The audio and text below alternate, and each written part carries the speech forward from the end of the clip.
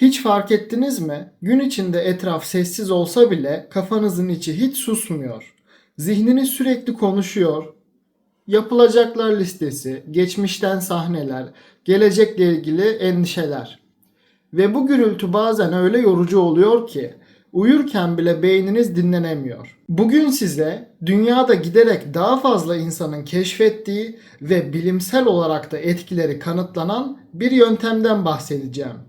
Sessizlik terapisi. Sadece 7 dakika uygulayarak stres seviyenizi düşürebilir, zihinsel berraklığınızı arttırabilirsiniz. Üstelik birazdan bu yöntemin kimler için faydalı, kimler için riskli olabileceğini de öğreneceksiniz. Ama önce size birkaç saniyelik gerçek sessizlik yaşatmak istiyorum. Sessizlik terapisi kulağa basit gelse de aslında bilinçli olarak tasarlanmış bir zihinsel dinlenme yöntemi. Temel amaç çevremizdeki ve zihnimizdeki uyaranları azaltarak farkındalığı ve içsel sakinliği arttırmak. Bu tamamen sessiz bir ortam yaratmak ve bu ortamda zihni izlemek üzerine kurulu. Mindfulness ya da meditasyonla benzer yanları var ama aynı şey değil. Meditasyonda genellikle bir odak noktası seçilir. Nefes, bir mantra ya da görselleştirme gibi. Sessizlik terapisinde ise odak sessizliğin kendisi. Yanlış anlaşılan bir nokta var. Sessizlik terapisi hiç düşünmemek anlamına gelmez. Düşünceler gelecek, gidecek. Önemli olan onları bastırmak değil, sessizlik içinde fark etmek ve onlara tutunmamayı öğrenmek. Bu beynin uyarılma seviyesini düşürürken farkındalık kapasitesini güçlendiren bir pratik. Sessizlik terapisi sırasında vücudunuzun stresi nasıl azalttığını anlamak için beynin ve sinir sisteminin işleyişine bakalım. Günlük hayatta sürekli olarak sempatik sinir sistemi aktiftir. Bu bedenimizi savaş ya da kaç modunda tutar. Gürültü, bildirimler, trafik, iş temposu hepsi kortizol seviyesini yükseltir. Sessizlik bu döngüyü kırarak parasempatik sinir sistemini devreye sokar. Bu da kalp atış hızının düşmesine, nefesin yavaşlamasına ve kas gerginliğinin azalmasına yol açar. Beyinde ise varsayılan mod ağı dediğimiz zihnin iç konuşmalar ve serbest düşüncelerle meşgul olduğu sistemin aktivitesi dengelenir. Araştırmalar sadece 2 dakika sessizliğin bile dikkat sürelerini arttırabildiğini, yaratıcılığı tetikleyebildiğini gösteriyor. Yani sessizlik pasif bir boşluk değil, beynin toparlanma ve kendini düzenleme fırsatı bulduğu aktif bir iyileşme alanı. Sessizlik yalnızca modern psikolojinin değil, yüzyıllardır farklı kültürlerin de iyileştirici bir unsuru olmuştur.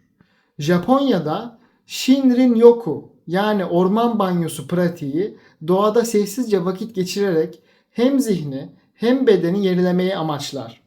Katılımcılar konuşmaz, telefon kullanmaz, sadece doğanın seslerini dinler. Batı'da ise son yıllarda sessizlik inzivaları hızla popülerleşti. Katılımcılar günlerce hatta haftalarca konuşmadan sadece gözlem yaparak ve sessizliği deneyimleyerek zaman geçiriyor.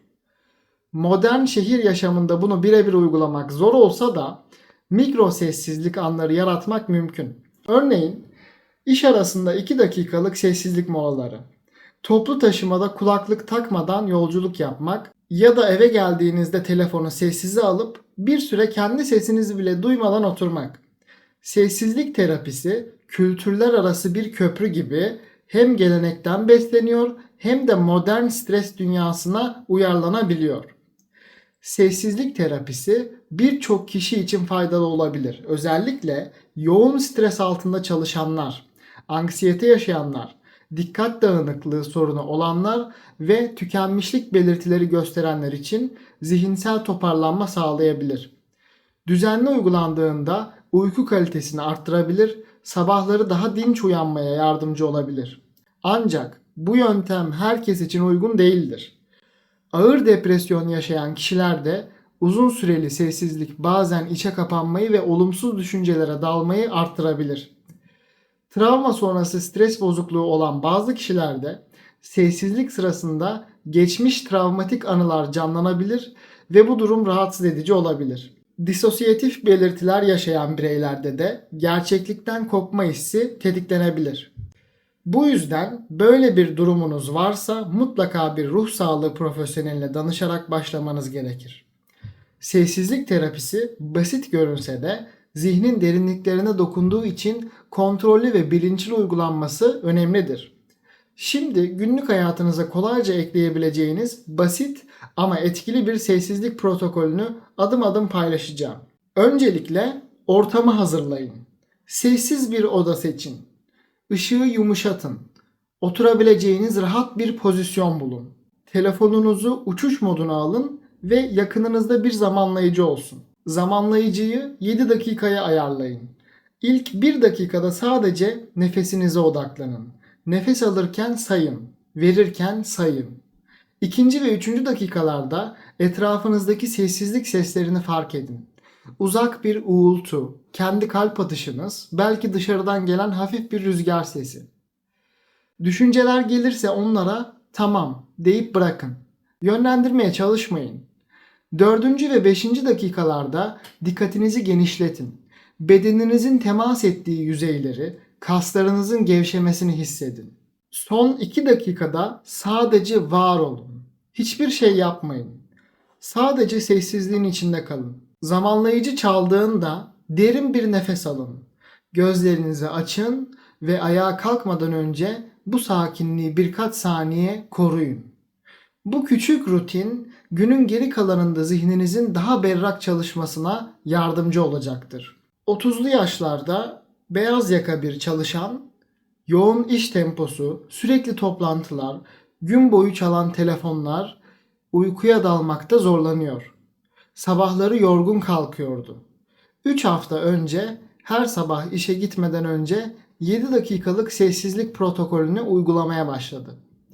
İlk hafta zihnindeki gürültünün tamamen kaybolmadığını fark etti ama gün içinde daha az sinirlenmeye başladığını söyledi. İkinci hafta akşamları eve geldiğinde kendini daha az bitkin hissetti. Üçüncü haftada ise uykuya dalma süresinin kısaldığını ve sabahları daha dinç uyandığını belirtti. Bu değişimler dramatik değildi ama fark edilir seviyedeydi. Sessizlik terapisi hızlı mucizeler vaat etmez. Ama düzenli uygulandığında küçük ve kalıcı zihinsel iyileşmelerin birikmesini sağlar. Tıpkı bu kişide olduğu gibi bu kazanımlar zamanla yaşam kalitesini yükseltir. Sessizlik terapisine başlayanların en sık yaptığı hatalardan biri tamamen boş bir zihin beklentisiyle yola çıkmaktır. Zihnin tamamen sessizleşmesi özellikle ilk dönemlerde gerçekçi değildir. Düşünceler gelecek. Mesele onlara takılmamayı öğrenmektir. Bir diğer hata kendini zorlayarak çok uzun süre sessizlikte kalmaya çalışmaktır. Bu özellikle yeni başlayanlarda sıkıntı, huzursuzluk ve hatta bırakma isteği yaratır. Süreyi kademeli arttırmak en güvenli ve sürdürülebilir yaklaşımdır. Üçüncü hata ise sessizliği yalnızca fiziksel gürültüyü kesmek sanmaktır. Telefon bildirimleri açıkken zihnin sessizleşmesi mümkün değildir. Uçuş modu ya da tamamen kapatma şarttır. Çözüm basit. Gerçekçi beklenti koymak, süreyi adım adım arttırmak ve sessizlik alanını dijital uyaranlardan tamamen arındırmak. Bu 3 adım terapiden maksimum fayda almanız için yeterli temeli oluşturur. Sessizlik terapisine başlamak için uzun inzivalara gitmenize gerek yok. İşte, evde kolayca uygulayabileceğiniz 7 günlük bir başlangıç planı. İlk gün sadece 3 ila 5 dakikalık sessizlik oturumları yapın. Amacınız tekniği öğrenmek ve vücudu alıştırmak. 3. ve 4. günlerde süreyi 7 dakikaya çıkarın. Bu aşamada artık sessizlikte kalmaya zihniniz biraz daha hazır olacak. 5. 6. ve 7. günlerde ise 10 dakikaya ulaşın.